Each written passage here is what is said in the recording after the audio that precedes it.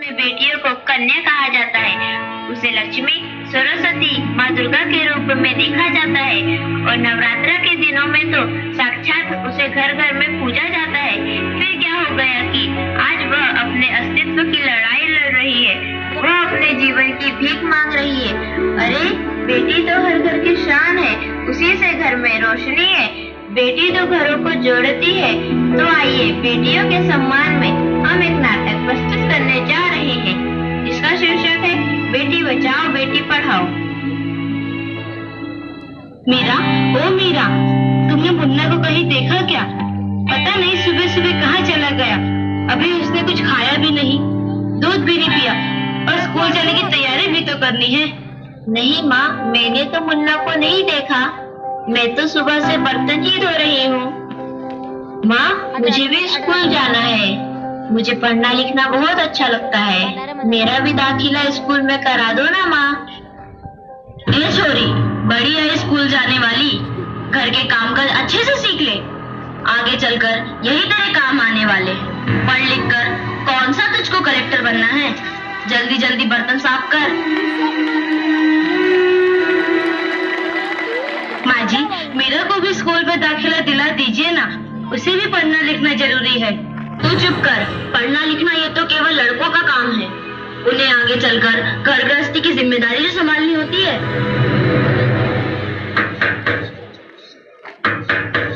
अरे क्या हो रहा है? कौन किसकी जवाबदारी संभाल रहा है? और हमारी मीरा बेटी क्यों रो रही है?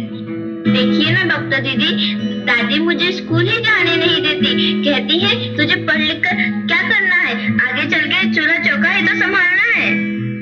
अरे यह तो बहुत गलत बात है माँ जी।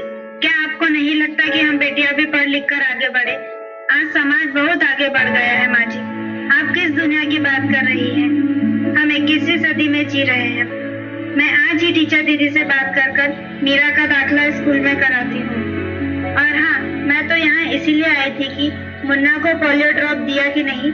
जगह जगह इसके कैंप लगे हैं। अच्छा हुआ बहन जी आप आ गए।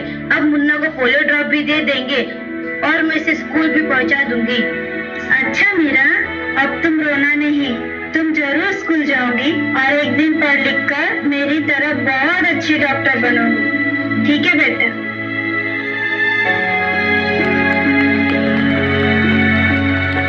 बहू, जरा एक गिलास पानी तो लाना। अभी लाई बाबूजी। ये लीजिए बाबूजी।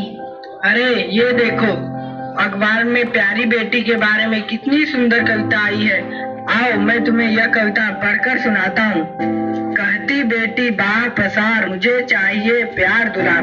बेटी की अनदेखी क्यों करता है निष्ठुर संसार।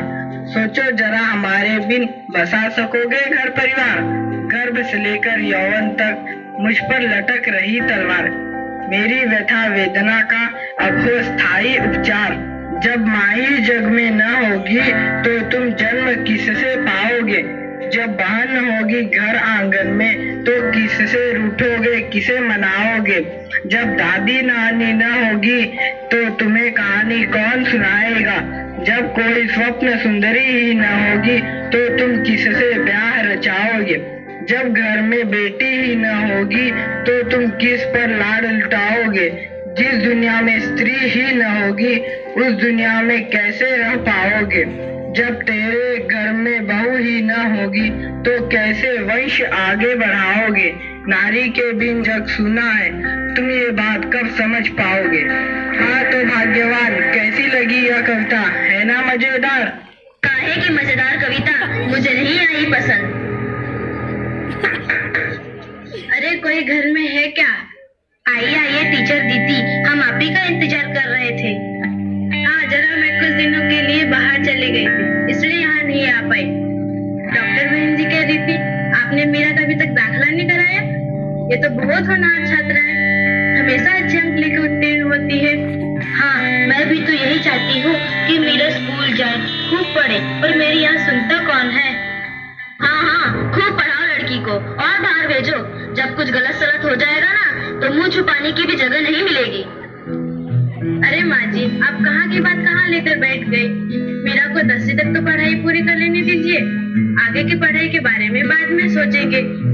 हाँ टीचर दीदी, हम मीरा को अवश्य स्कूल भेजेंगे। मैं उसे मेरे जैसा अनपढ़ नहीं रहने दूंगी, उसे खूब पढ़ाऊंगी। कल मीरा को तैयार रखना, मैं उसे लेने आऊंगी। क्यों दादाजी, सही कहा ना मैंने? हाँ हाँ बेटा, बिल्कुल सही कहा। मैं तो कब से कह रहा हूँ कि मीरा को भी स्कूल जाने दो। प्रणाम दादाजी। प्रणाम बेटा।